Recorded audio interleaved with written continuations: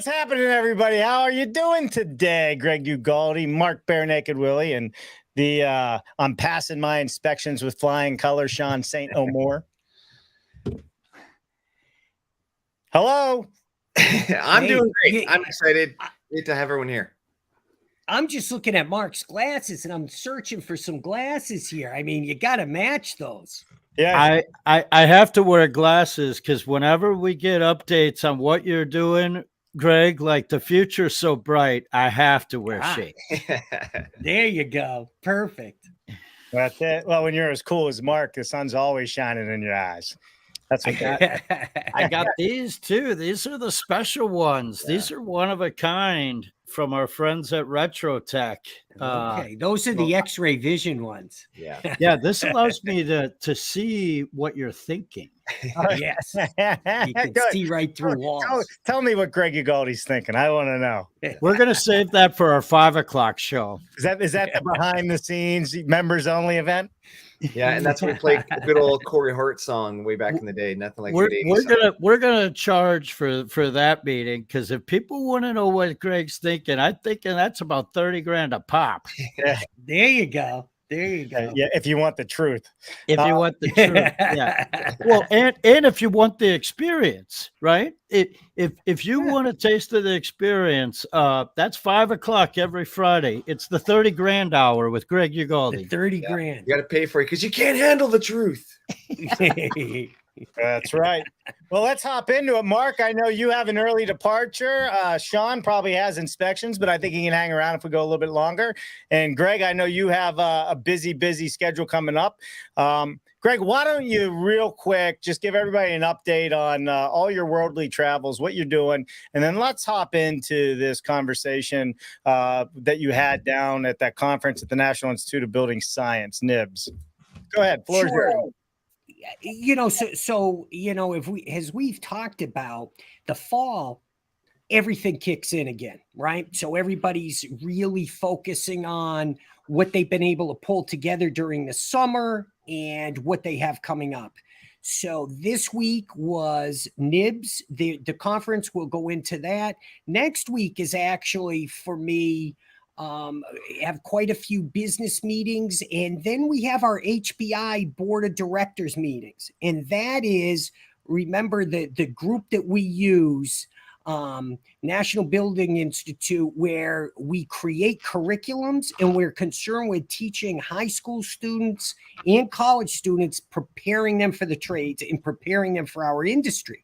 Yeah. At any given time, we have 350,000 to 450,000 job openings in our industry. Right now, with interest rates rising, we have a little better control, but you always have to focus on workforce development. And then after that, we're back to our leadership conference in Palm Springs. And we have a bunch of offshoots that come from that, from everything from design to governmental efforts that we're working on and so on. So it's busy for everybody. And I know from talking to all of you that when you look at your schedules and where you're headed, there's important events going on throughout the fall. Yeah, there definitely is a lot of good events. Are you guys both going to Denver, Mark and Sean? Will you both be in Denver this year for I'm in Denver. I'm in Denver like 4 times. Thank you, Jennifer. Yes. Yeah. I'm in Denver about 4 times coming up, including that special one right there. Yeah. It's electric. So Craig, you just said how fall things come around. And I remember all of us just a few short months ago sitting at the stage together talking at IBS, right, about everything going on. While you were having that statement, of course, I'm keyed in on the hockey players you have behind you, and the basketballs and the footballs and the baseballs. And it's really interesting to have that visual. Yep. Did Mark freeze? Oh, that was a good point he was going to make. Yeah, how about that visual right there? Useless. All right, so I'm sure he's. We got to make sure he continues. But we'll carry on. I will say this. You know, I read today, Greg. Maybe you saw it as well. I can't remember if it was on it was on one of the news channels that actual trade schools are coming back to the curriculum of high schools throughout the country now. They're starting to see an uptick in offering, the trades again, at least shop class. Yeah. Yes. That's super important. Oh, am I frozen? Nope. Okay, good. So actually, and that's critical to HBI's efforts. So, I'm also on the National Housing Endowment Board. Right. So that's more of the funding mechanism and recognizing the path that it takes to get these students in a position to continue on. Part of that is having schools and school districts, because everything is separate and very decentralized, but getting them to realize the importance of opening up that shop class again. How many people, and we talk to them all the time, and Dave Cooper Live focuses on so many people that discovered at an early age that they were good with their hands. And when we force everybody to college, we eliminate so many strengths that these other people have. And we need to really be able to bring that back to the forefront. Greg, I don't know where they keep going, but it ends up just being me and you. So so that's it's really interesting. And I just maybe a quick question for you just about the education, because my daughter had an opportunity to go to Kansas City last year for the STEM competition. So STEM is, again, science, technology, English, and math, and now it's STEAM because they added in the arts. And I'm just wondering, with like that kind of national kind of outside after school curriculum that's been added to the schools, if that's helped people realize that we needed to have more, hands-on technology. And then of course we were like, well, if we're doing this outside curriculum stuff, we need to be doing more hands-on. And then people realized that they needed to have more of the shop class stuff. And so I'm glad that the sciences and in a sense like NASA, because NASA was like, hey, we need to get more science back into our curriculum, that now people realize we need more hands-on stuff, which means the woodworking and all of that stuff now is back in there, because we all grew up with it. And it's like, where did it go? We need it back. That's exactly right. And what happened was when school budgets started getting pinched and everybody considered pay to play, and one of the things that school boards pushed back on was said, we have to strip all of these things back to the basics. Wrong. That was those were tough decisions. But now we run a student competition, and we've talked about that. But when high school students and college students compete and they have teams, they're co-ed teams, they have all people from all different backgrounds. And when you have to take a plan through early stages, from an idea all the way through taking it through a town to get their approvals, to get your lot ready, and then to get the thing built, and you compete. Let me tell you, when people walk across that stage, we get over 800 students at these things, and the music's blaring. And, I even get my feet rocking a little bit as, we play some of the tunes. I don't get to select them all. But I'll tell you, all the sponsors jump to, and the professors, they even get, the advisors, and they get competitive a little bit too, because they're so proud of their kids. You walk out of there, and so what do these kids have to look forward to? Well, very little student debt. They have cars they own. They have entrepreneurial situation where they can schedule their own hours, run their own businesses, and they go to, class reunions, and they're like the talk of they're bells of the ball, right? It's just excellent. And that's what we're trying to do, Sean. That's why when you bring that up, all these types of competitions in broadening what students can really use to find themselves, to really excel with what the talents that God's given them. Yeah, for sure. Welcome back, Mark. I don't know, something kicked me out of the show too. Yeah, we need that. We need the rest of that story. Yeah, something. It sounded like you guys continue the story. I'm sorry that Dave's popped out. I didn't even know it. Microsoft rebooted my system in the middle of a broadcast. So, Bill, thanks for getting that back on. Appreciate it, buddy. So what I was talking about is behind you, you have all the basketball, the hockey, the baseball, and all that. And then you went right into the segment of say, at any particular time, our industry ushers forward 350,000 jobs that are waiting. Yeah. So when I was growing up, you wanted to be a firefighter, a race car driver, or an athlete. That was in our backyard, and everyone that I know went into construction. And the fact that only a select few can be an athlete in a sports franchise, everyone can be an athlete and have a full career in project management, in BIM, in factories, right? It is beautiful, the success rate coming out of high school that you can endeavor for your family and your community. Yeah, that's excellent. And you raise a good point, Mark. So you're always going to have those that can accelerate to that top 1%, 0.1%. That's what happens, for example, with professional athletes. Well, in our industries, we have that ability as well across the country. So when we're looking at, though, the opportunities in our industry to bring these young people, and what we're finding out too is you can also go with the seniors that are looking to do something fun to wrap up their career and to get involved. And I think that that's really a message, when you hear it from time to time. That's what's great about these conferences too. You see so many different ways that people are getting involved. It's that transfer of knowledge, right? It's that transfer of knowledge from experience to potential.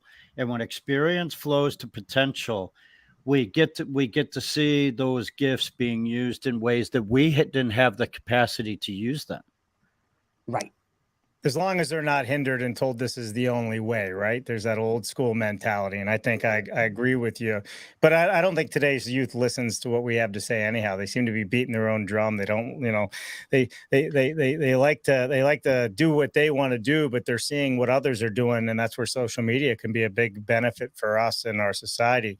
And even in the comments here, talking about NHB and student chapters, right? Dr. Rogers, Sharna Rogers, they had an amazing win with her students from Tuskegee. And their team rocked this past year, if you remember, Greg, Yes. from Tuskegee University. Yes. So there's a That lot was of that awesome. happening. Let's get into NIBS, right? You just came back from NIBS, National Institute of Building Science. You were at their Building Innovation Conference. And tell us a little bit about what you know, what we should know, and why should we all be involved on these national level to bring the forefront of building science outward? And how can we leverage them to get the word out? Right. So it's an interesting story too, and I've actually looked into this a little bit just to see how fascinating it is. So, way back under President Ford, they passed legislation that said we're going to create an entity, and that's what we're looking at now is NIBS, right? That's the acronym, and what it is, it's non-governmental. And it's a 501c3, so it's nonprofit. But what it's set up to do is bridge the gap between public and private efforts. Now, when you think about what areas this could cover, it's an unbelievably broad definition of what their jurisdiction is, right? So it's called the built environment. So it's everything from homes, offices, to your commercial space, to education. It's anything basically that's built that has walls. So there is an incredible amount of influence that this group can have. And so internally, they use the science, the technology, they use numbers, very data driven, very concerned with resiliency, with what it's going to take to protect the world. And they developed a model that early on they used some government money, and now it's driven through membership model and as well as sponsorship, and people finding a way to say we've got to pull these ideas together. And the highlight for me at this conference was really digging into BIM. What is the business information model or modeling or management, whatever M you're going to use, but the business information model is just so expansive, but yet so important because it calls, if you follow Dave Cooper live shows, almost everything that we're talking about advancing is under that BIM umbrella in a way, right? It's from airflow, from all our building science that we learn on Fridays.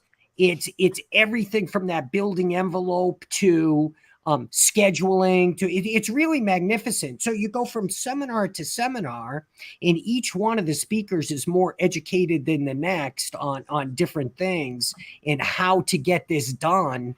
And you leave and you feel like, hey, this was worth it. They give out some awards. They give out some internal awards. They reach out to different members. And so I've joined, and it's you get into something like the National Association of Home Builders, and you see how there's so much work to be done. But I really look at bridging over into tightening up. And it's something that we talk about on all my updates, is really tying building sciences and technology as much as we can into all the strides that we're making in this built environment. How many people were at the Building Innovations Conference, Greg? I'm going to say just under, like around 400. And it's not so when we say, like, we bring in at IBS 100,000 people, right? Two different models though, because at our technical meetings, which this was for them, this is really the inner workings. So it was very manageable. So they have their board meetings, they have their dinners, but they have some keynote speakers and some seminars, but it's their inner workings. And that's what's fascinating about it. The information in the panels, when you're at a good event, when you take out the calendar, they put together just like we do. I got to be careful if I could show this. There we go. And so they put it together with all the scheduling. So each mod or each time frame, they will have 3 or 4 different options. And when you can't make up your mind, like you're looking, do I split time? Can I go get some handouts from the other one? Remember we talked about that when we were all together last time. Like, how do you do this? But that's the quality of subject matter that they had. I just become fascinated with this tool of really making it known when they do their annual report to the president and what they need to do under their bylaws and their requirements. Fascinating things, fascinating strides that they're trying to take. And, from where we say, we really take an interest in saying everybody should be, there's a lot of groups like this, but in my mind, there's no way that anybody should have a problem with what NIBS is talking about and what NIBS is pushing, right? I mean, it's everything that the world needs, and it's international, and it's focused basically on legislation that has been around for a while, and they keep improving on the product. What was the best thing for you that came out of your time there? I would say there was an acknowledgement of everybody working together, and the realization, and it was a panel of very qualified people, from financing to figuring out at large financial institutions, including REITs, and how driving the products that are needed in building sciences and technology to better what we're doing. Yeah. So one of the government panelists he was fantastic. He gives the examples of let's offer these things in homes and all the and you know in offices, but homes he was talking about, and let's try to get this in. But remember, ultimately, it's the consumer that's going to drive this, and it's not easy to convince consumers. So I had to raise my hand and say, it's funny you bring that up. But we do test studies like that with all our buyers, and we do it often. So what we'll do is we'll pick a resiliency product, especially energy efficiency, that and what his point was is that, you had people check off the box. Everybody's for energy efficiency and bettering the way we do it. And then it comes to pay for it. Mm-hmm. And so I used my examples of, okay, here's your choices. You bring out 2 energy efficient products. You bring out a flat screen TV, better roof shingles, upgraded cabinets. Okay, now you get to choose. Which ones are you going to take? We're going to offer you 2 of the following. It never ceases to amaze me. Large screen TVs first, then you're going to get another home product.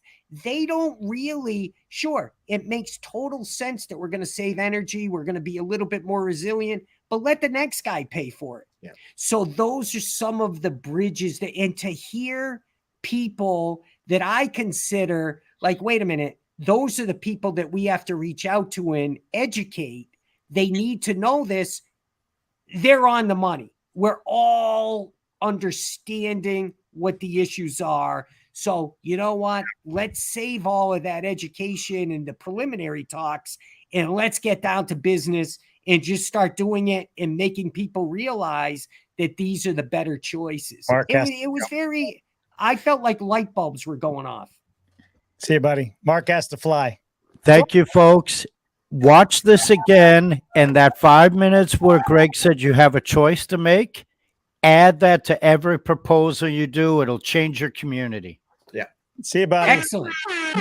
Thanks, Mark. Later, Mark.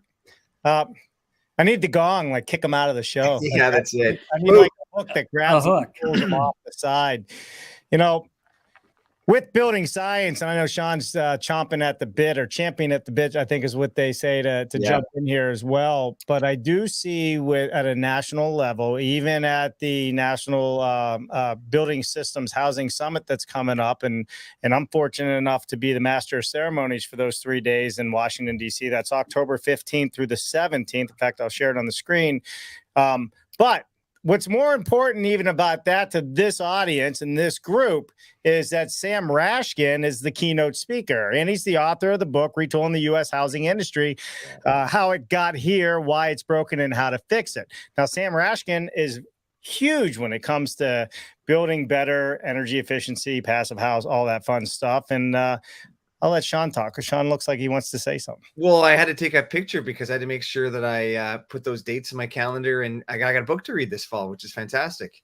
There you go.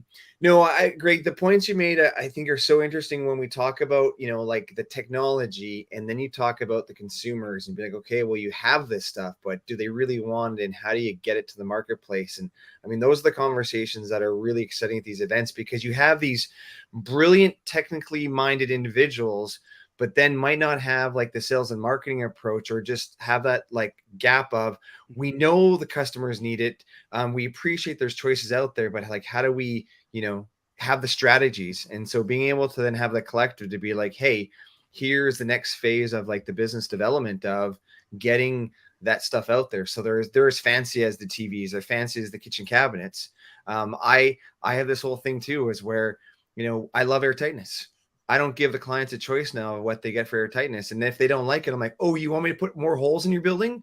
And like, oh, no, don't do that. And so how you communicate those features that sometimes are not as sexy, but yet have great benefits.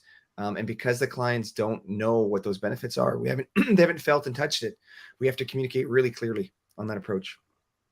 And you always have great things to add too, like that, because that's what they did give me a little bit of hope too, that it isn't completely up to the individual consumer, which is that's a little bit more of a long-term project, something that we have to look at, but in address.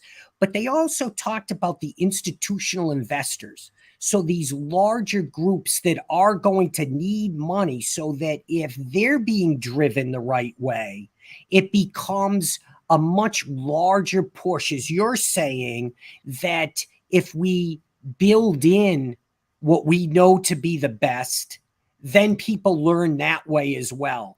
And I've also seen, so I sit on a housing finance authority. The one I sit on is in Connecticut.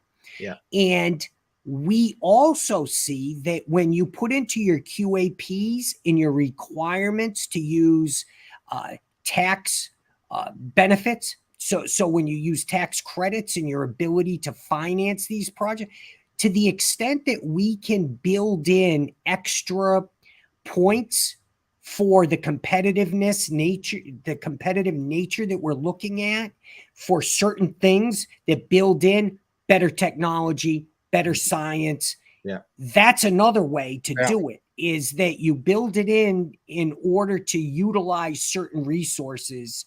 That's a great way to go too. So we start whittling away at this, and the more conferences and like, remember too, the fallback and what we were all acknowledging is that when people answer and it's not about their pocketbook or a trade-off, everybody knows in their heart what the right thing to do is. Their minds and souls tell them that, look, we have to do better. We have to bring better things to the marketplace and utilize resources. And another example they used was water conservation, electricity conservation. They said that when you're working in big, large rental communities, for example, and you publish how abused some areas of those utilization of those resources, you will see an automatic 20, 30% correction just because people needed to be educated and know better. Don't leave your shower running for 30 minutes before you jump in. Don't leave the water running when you're, watching 15 minutes of TV and you're trying to rinse out your dishes or whatever. It's amazing. Same with turning your lights off, turning your TV off. So that's also interesting that we do know better. So let's pull all those pieces together. Yeah, for sure. Sean, I mean, you're constantly teaching and working with your trades and learning from your trades every day, whether it's on a job site or it's on a national level, the concept is all the same. Yeah, and really, it comes back down to the continuous improvement kind of mindset that we have, where, we're trying to do better. And kind of, Greg, what you said earlier on about, our human kind of cave people mentality of being competitive. When people are facing, hey, like, here's a higher standard, can you achieve it? People will compete and figure out, what it takes to get there. And I mean, a lot of the conversations I'm having now is, okay, we're getting closer with our systems. How do we make it repeatable? But I like how you kind of used a couple keywords earlier about resiliency and conservation, and using some of the language that could be a little harder to kind of, connect with people, so that it lands and that they make those changes that are required because they feel that push. Because I mean, I think you said it is people at the heart want to improve. They want to do good things. They just need to somehow get a bit of a push. If it's the competitiveness in them, or if it's the feel good approach, whatever it is, how do we work on it? And again, it's great to have the community out there that's doing the work, doing the research, doing the technology, or bringing the resources to the marketplace, saying, hey, this is going to create a better building, a better home, a better environment. And then being able to then make that conversion from the thought process to the real life, so that all of us, humanoids, can enjoy the buildings we're building. Us robots. Right. Yep. I think I have a robot thing here somewhere I could probably do, but yeah, I go off a robot somewhere. But Greg, you talked about BIM, and I like how the M has evolved on different words, and you talked about how the what BIM is up to, and the fact that we're now incorporating AI. But yeah, the technology that is out there in the pre-planning, and I think some of these big phrases and catchwords that are coming to the marketplace, is just helping out the planning process. I think, we get so caught up with the goal or like the project, but they don't take enough time to just plan it properly. And I mean, in our air tightness world, my course that I took got, I had a conversation with was at the very beginning was like, what is your plan? What is your plan? And like hammered it in, like, I had a bit of a drill sergeant teaching me about it, and then teaching the builders about, you failed the air tightness because you didn't have a plan. What is your plan? What is your plan? And BIM is a great tool for working on the plan and how do you execute it, and looking at the details and working with the team to create the right plan and execute. And again, glad that video games and that technology that kids are interested in are now seeing that they can apply that same skill set to BIM technology, and that is getting them interested into construction. And I mean, our good friend, of course, Dave, I'll let you say it, but again, kids come out with a phone in one hand and a tablet in the other, and how do we get them converted into construction? They have the skills. We just needed to say, take your video game skills and get into construction, because you can apply the same skill sets, and they can do it with BIM. And the biggest difference right now is, and because of the video games, it's more affordable to the custom single family market. BIM in general, digital twins, was never an affordable option, never. Now it's becoming a little bit more affordable. And now people are really understanding how they built these 100-story skyscrapers with such accuracy. Like, it's all starting to come together, and it's going to help them save money in the long run on their job sites, because they're not making the pencil mistakes anymore, because they have that virtual twin and that virtual walkthrough. So yeah, makes a lot of sense. Good for the gamers. Maybe I should let my son play 24 hours a day. Well, that's what he wants. That exactly. That's what's so interesting too. Yeah. And a big part of this, and it was talked about repeatedly, was bringing that message forth about how we need to have all aspects of building and planning talking to each other. And because when you start being more efficient and effective that way, it makes so much more sense. And there's so many tools. But one of the things that we always talk about as well is the problem we have with different acronyms to understand.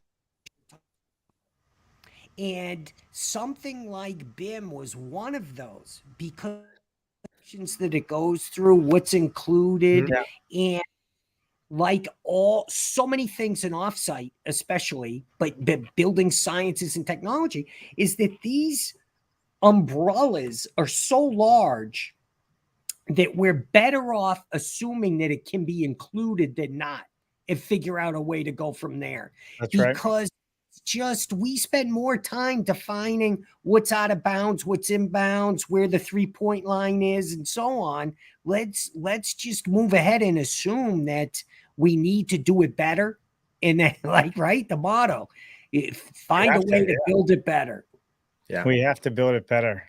Well, listen, gentlemen, we're running tight on time here. Sean, you got anything good to share with us? You got some great projects. I know your team's doing a lot of videos, and and you're out there sweating every day trying to get past building inspectors with great ideas. So we're excited. We're about to wrap up our first retrofit, and that's something to say. Like, we've done our test. And in a sense, we did a mock-up, right? And unfortunately, the client paid for it. But for us, it's that learning that now we can go to the market and say, hey, if you want to not just renovate your house, but do the whole proper retrofit to ensure you're getting, good windows, good air tightness, amazing fresh air machines, and all the really major components, that we're able to take that, which has led to a really exciting project that we'll be starting next year. That's going to be a mansion that's going to get retrofitted into 3 smaller units. And they had a tennis court that they're going to turn into 3 prefab passive house prefabricated systems, which is really exciting. So we're going to be doing a retrofit and a new build all in the same time, and the client's all about speed. And so all the stuff that you guys keep talking about, every week and every Friday, we're incorporating the building science and the prefab.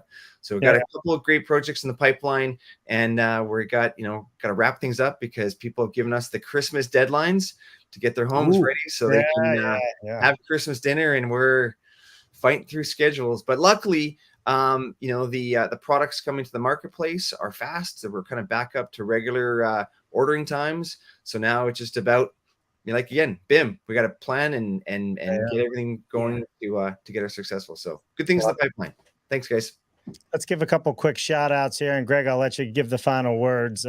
Hey, Greg, I know you said great show and talk to you later. So I just wanted to make sure we give you a shout out. We always appreciate you joining us.